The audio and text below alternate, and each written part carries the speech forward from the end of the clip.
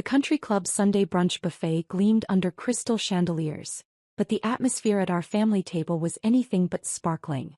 I sat in my simple black dress, Target not designer, watching my family dissect my life choices with the precision of surgeons and the compassion of tax auditors. I'm Victoria Hayes, though my family had taken to introducing me as our daughter who's going through a phase.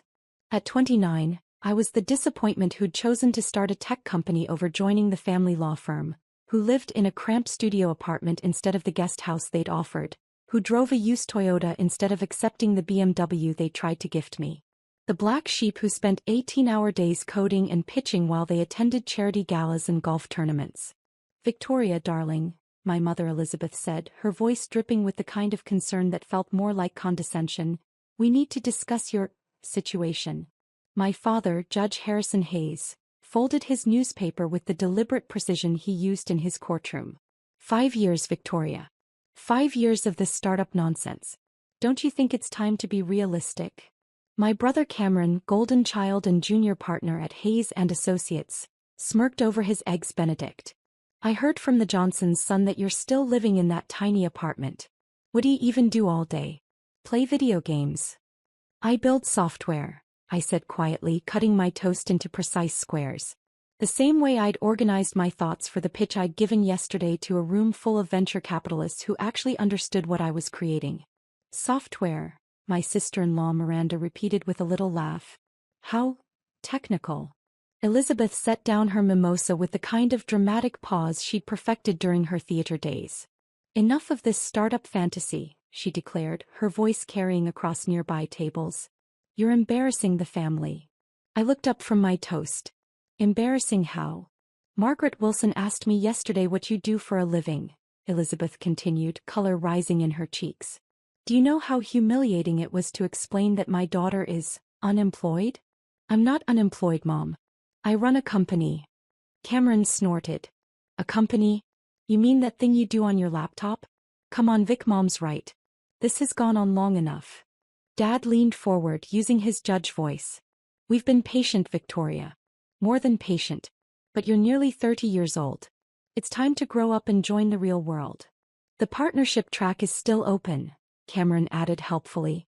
Dad can make some calls. You could start as an associate, work your way up. Steady income, benefits, respectability. Miranda nodded enthusiastically. And think about your future family. You can't raise children on startup dreams. I took a sip of orange juice, noting how they'd all coordinated this intervention.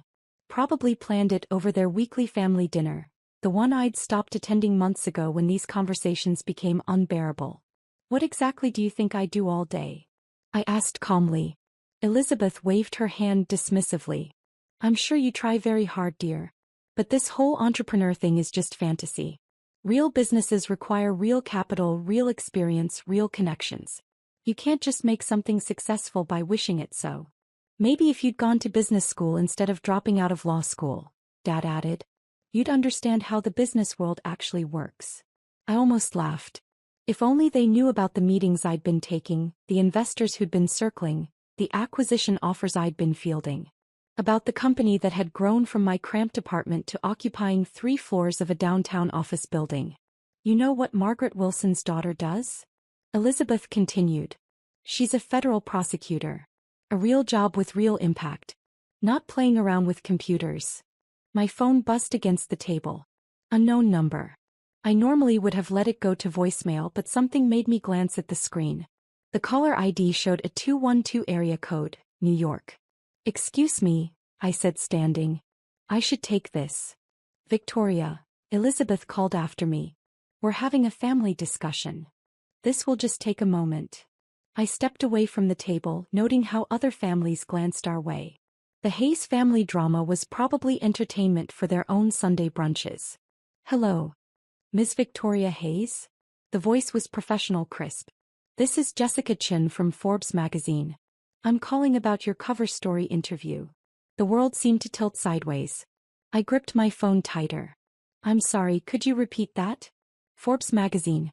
We're running your story as our cover feature for the upcoming issue on Tech's Rising Stars. Your company, NeuralSync, has been selected as our Startup of the Year. We'd like to schedule the cover photo shoot and final interview. Are you available this week? I looked back at my family, still huddled around their table, probably planning their next wave of concern and criticism. They had no idea that the daughter they were trying to save from her delusions had just been selected for the cover of Forbes. This week would be perfect, I managed to say. Excellent. We're particularly interested in discussing the $50 million Series B funding round you just closed, and of course the acquisition offer from Google. Our readers are fascinated by entrepreneurs who bootstrapped their way to unicorn status. $50 million. The number hung in the air like a challenge to everything my family believed about my fantasy life. I'll have my assistant send over the details, Jessica continued. Congratulations again, Ms. Hayes. Your story is exactly the kind of inspiration our readers love. Thank you, I said, my voice surprisingly steady. I ended the call and stood there for a moment, watching my family through the restaurant's windows. They were animated now, probably discussing how to stage their next intervention. How to save me from myself. I walked back to the table, slipping my phone into my purse. They looked up expectantly, like parents waiting for a child to confess some misdeed. Important call? Cameron asked with obvious sarcasm. You could say that. Elizabeth leaned forward. Victoria, we're trying to help you. This resistance to reality isn't healthy. What do you consider reality, Mom? Real success, she said firmly. Financial stability. Professional recognition. The kind of achievements that matter. Dad nodded. Your mother's right. Success isn't about chasing dreams. It's about building something substantial, something respectable. Like Forbes magazine? I asked innocently. Miranda laughed. Well, yes. That's exactly the kind of recognition that matters. If you could get your little computer hobby featured in Forbes, that would be something. Interesting you should mention that. Cameron raised an eyebrow. Don't tell me you applied for some entrepreneur contest. Actually, I said, sitting back down and placing my phone on the table, that was Forbes calling about my cover story. The silence that followed was absolute. Elizabeth's coffee cup froze halfway to her lips. Dad's newspaper crumpled in his grip. Cameron's smirk melted like ice in summer heat. Cover story? Elizabeth whispered. For what? Dad demanded. I pulled up the Forbes website on my phone, scrolling to the announcement that had gone live that morning. Tech's Rising Stars issue. NeuralSync was selected as Startup of the Year. The phone screen showed my company's logo alongside the headline, From Dorm Room to $500 million. The Victoria Hayes Success Story. Cameron grabbed the phone, his eyes scanning the article. His face went from confused to pale to something approaching gray. $500 million? He croaked. Valuation, I corrected. Though the acquisition offers have been higher. Elizabeth's coffee cup slipped from her fingers, shattering against the marble floor. The sound drew stares from every table in the restaurant, but for once she didn't seem to care about appearances. Acquisition offers? Dad's judge voice had become a whisper. Google's been persistent, I said calmly. Though I'm more interested in the partnership Tesla proposed. Better alignment with our technology's potential. Miranda was staring at me like I'd grown a second head. Tesla? As in Elon Musk's Tesla. The very same. Our neural interface technology has applications they're interested in exploring. Cameron was still scrolling through the article, his face getting paler with each paragraph. It says here you started the company with $5,000. My savings from tutoring in college, I confirmed. Though the Series B funding round just closed at $50 million. $50 million, Elizabeth repeated faintly. The A round was $12 million, I added helpfully. I probably should have mentioned it, but you seemed so concerned about my lack of real income. Dad found his voice. Victoria, how long have you been successful? Depends how you define success. If you mean profitable, about 2 years. If you mean industry recognition, 18 months. If you mean life-changing wealth. I paused, watching their faces. About 6 months. The maitre d' appeared with staff to clean up Elizabeth's broken cup, shooting disapproving glances at our table. Other diners were openly staring now, trying to piece together what had caused such a dramatic scene. Why didn't you tell us? Cameron asked, his voice hollow. I considered the question carefully. Would you have believed me? Or would you have accused me of fantasizing again? The truth sat between us like an uninvited guest. Besides, I continued, I tried to share my progress early on. Remember when I got my first investor meeting? You said I was being naive.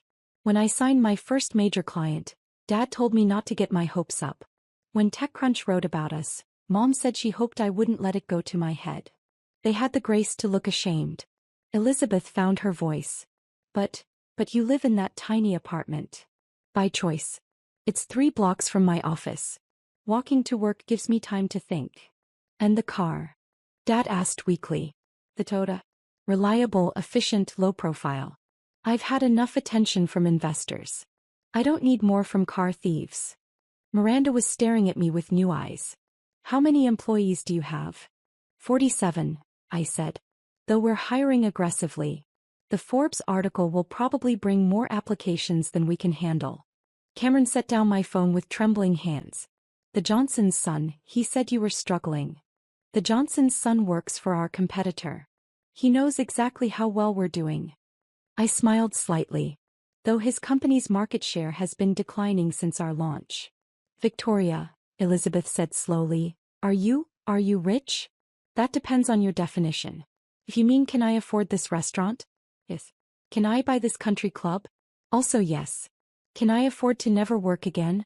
Probably, though I enjoy what I do too much to stop. The silence stretched between us, heavy with years of misunderstanding and missed opportunities. The cover story, Dad said finally. When does it come out? Next week.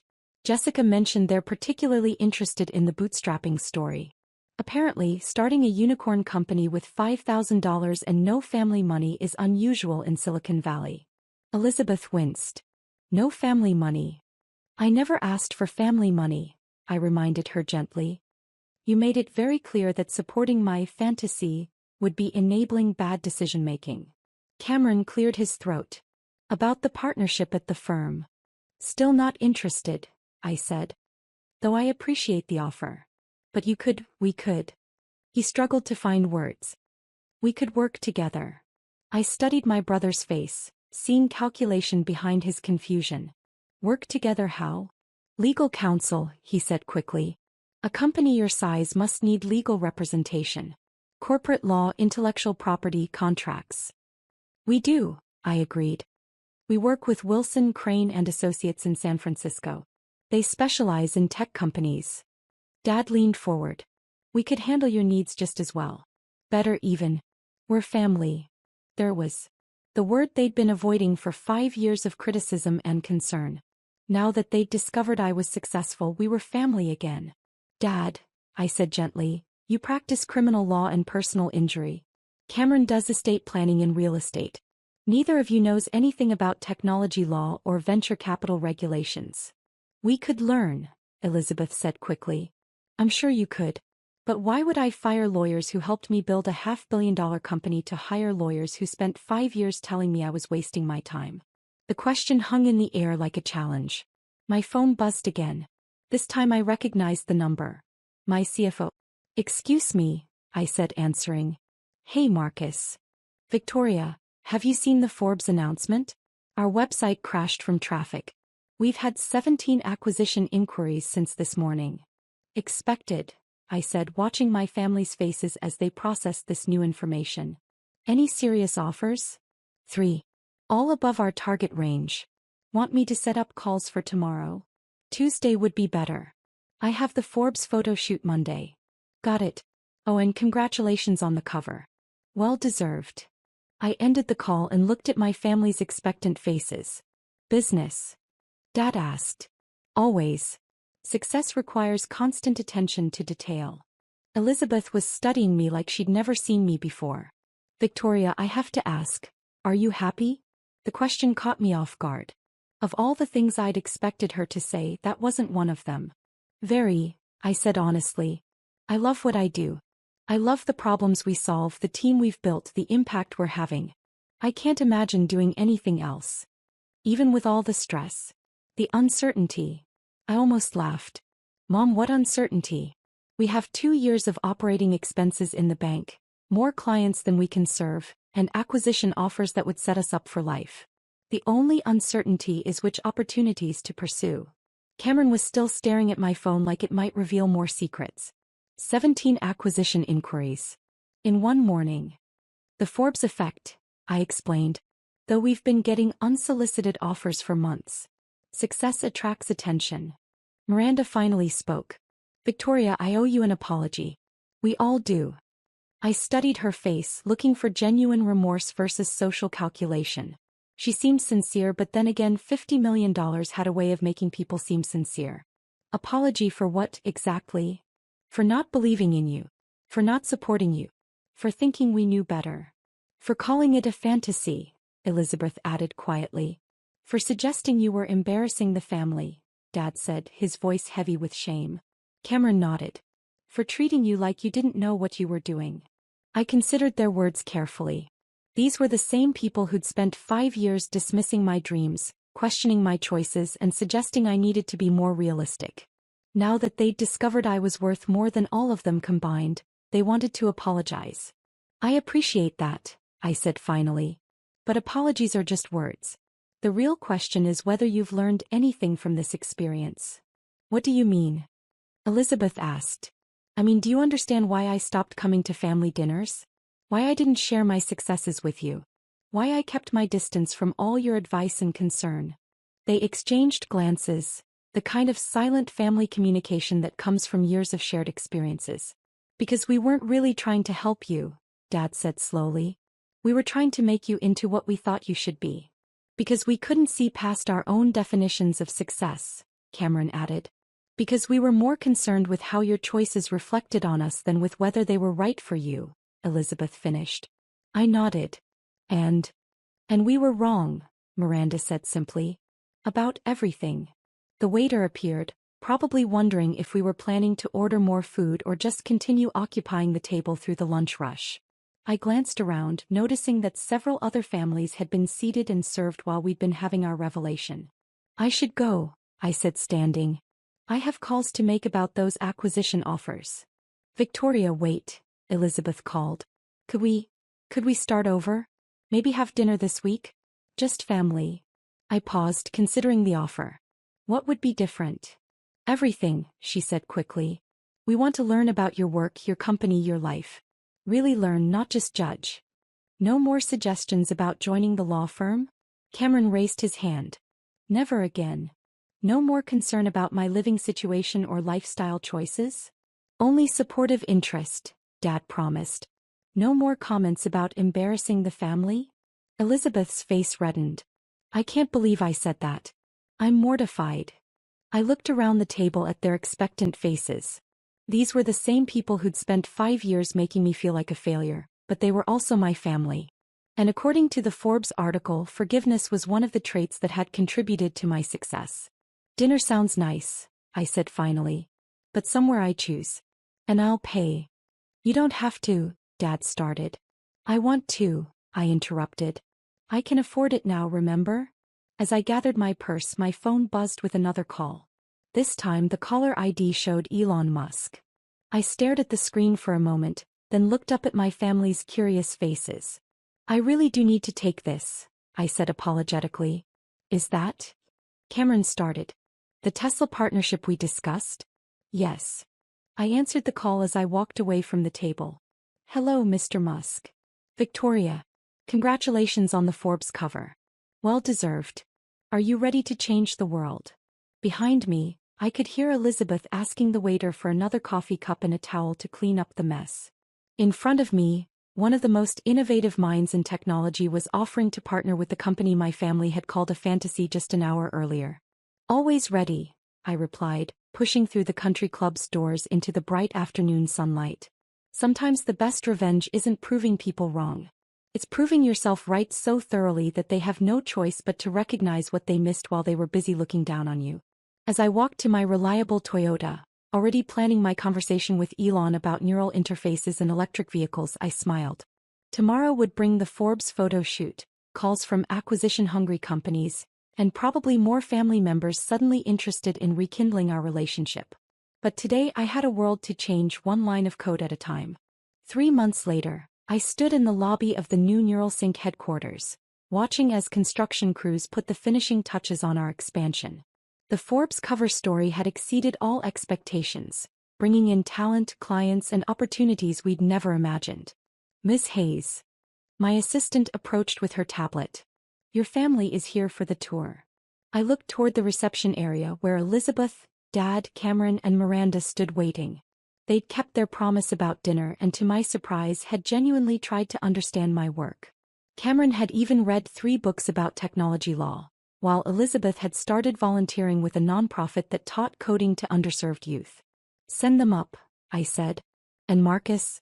Start the presentation with the Tesla partnership announcement.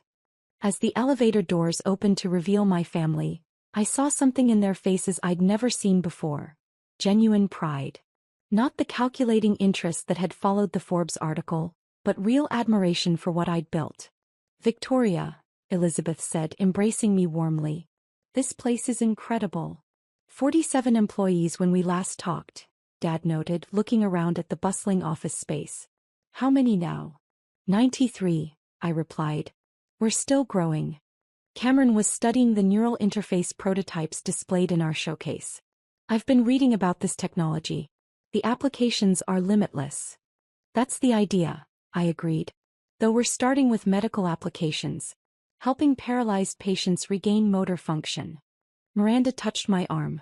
You're changing lives, Victoria. Real lives. As we walked through the office, I introduced them to my team, showed them our latest innovations, and explained the partnerships that were reshaping entire industries. My family listened with genuine interest, asked thoughtful questions, and for the first time in years, treated me like an expert rather than a dreamer. The acquisition offers, Dad said as we finished the tour. Are you considering any of them? We've decided to stay independent for now, I replied. We're having too much fun building something new. Elizabeth smiled. Your grandfather would be proud. He always said the best businesses are the ones that make the world better. He would have understood what you were doing, Cameron added.